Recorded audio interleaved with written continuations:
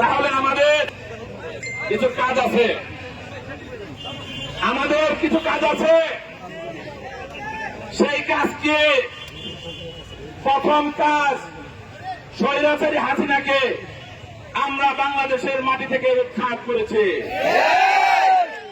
দ্বিতীয় কাজ, অন্তর্বর্তীকালীন সরকার প্রতিষ্ঠিত হয়েছে। যেটা হয়েছে ছাত্র জনতার বিপ্লবের মাধ্যমে, সেটা আমরা প্রতিষ্ঠিত করেছি। আমাদের মা, আমাদের নেত্রী দেশনেত্রী বেগম খালেদা জিয়াকে মুক্ত করেছে, যাদের রক্তের বিনিময়ে সেই সমস্ত শহীদ ভাইদের আত্মার মাগফিরাত কামনা করছি। তাদের পরিবারের পাশে আমরা থাকব। আমাদের ধামরাইতে যারা শহীদ হয়েছে, যারা আহত হয়েছে, তাদের পাশে আমরা, এই ধামরাইয়ের যারা বিএনপি অঙ্গ সংগঠন করে, তারা পাশে থাকবো ইনশাআল্লাহ। আমাদের যে ভাই শহীদ হয়েছে, তার নামে আমরা যেইখানে গুলি করে হত্যা করে হয়েছে, সেইখানকে আমরা 7 চত্বর হিসাবে আমরা আজকের এই সমাবেশ থেকে ডিক্লেয়ার করছি। যারা আহত হয়েছে তাদের পরিবারের পাশে যত ধরনের সাহায্য সহায়তা লাগে সবকিছু আমরা করবো ইনশাআল্লাহ।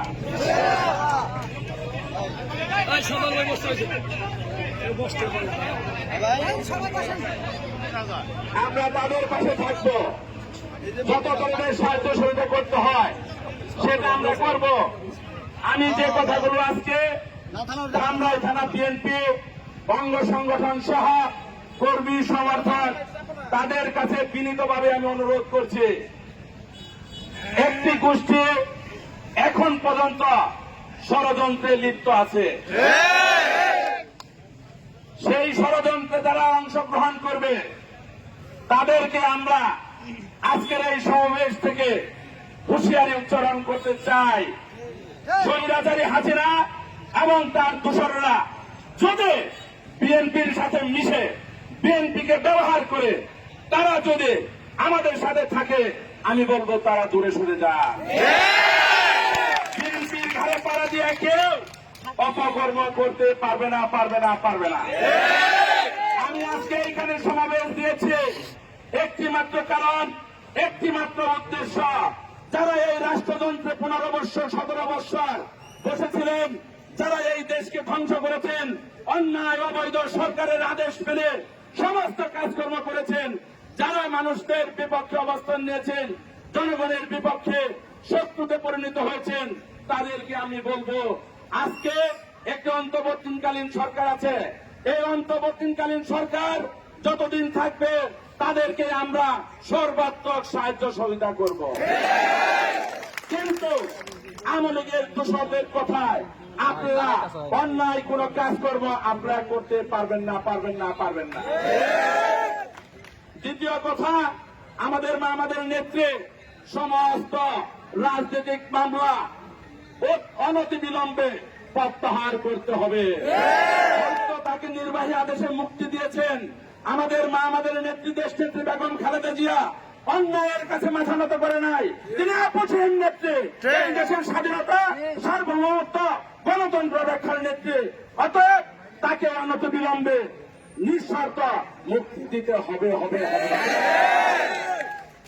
আমাদের এই নেতা, যার নেতৃত্বে বাংলাদেশের সমস্ত রাজনৈতিক দল, ডান বাম, সুশীল সমাজ, সমস্ত শ্রেণী পেশার মানুষ, জনগণ, আমাদের নেতা জনাব তারেক রহমানের নামে যে মামলা হয়েছে, মিথ্যা মামলা হয়েছে, সেই মিথ্যা মামলা অনতিবিলম্বে প্রত্যাহার করতে হবে এবং তাকে বাংলাদেশে স্বদেশ প্রত্যাবর্তনের মাধ্যমে, নির্বাচনের মাধ্যমে, জনগণের ভোটে তাকে প্রধানমন্ত্রী করতে হবে।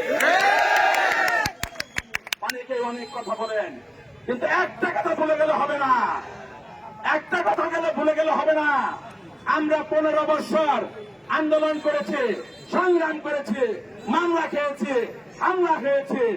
আমাদের নেতা জনাব তারেক রহমান যে ইস্পাত কঠিন ঐক্য গড়ে তুলে ছাত্র জনতার নেতৃত্বে বিপ্লব হয়েছে জুলাই আগস্ট, সেটা বিপ্লব এবং জুলাই আগস্ট সব সময় পৃথিবী যতদিন থাকবে সেটাকে আমরা বিপ্লব এবং বিজয়ের মাস হিসেবে আজকে আমরা ঘোষণা করি। এইখানে কোনো ষড়যন্ত্র, কোন করুণা মায়া, কোনো কিছু চলবে না।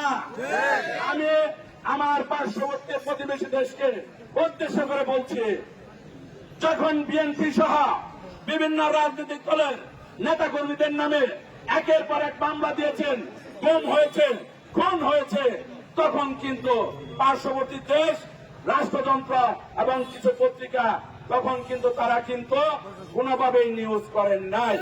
তখন শাপলা চত্বরে দিনের নয় রাতের বেলায় একের পর এক মৃত্যুর ঘটনা ঘটেছে, তাদের ওই শাহাদাতের রক্ত আমরা বাংলাদেশের জনগণ কখনো কোনোদিন ভুলে যেতে পারি না। বিএনপির মিছিলে যখন একের পর এক গুলি করে মৃত্যুবরণ করতে হয়েছে, সেই কথা আমরা বিএনপির যারা শহীদ জিয়ার আদর্শের সৈনিক, যারা খালেদা জিয়ার নেতৃত্বে যারা এইখানে ঐক্যবদ্ধ আছেন, তারা ভুলে যাবেন না, ভুলে যাবেন না।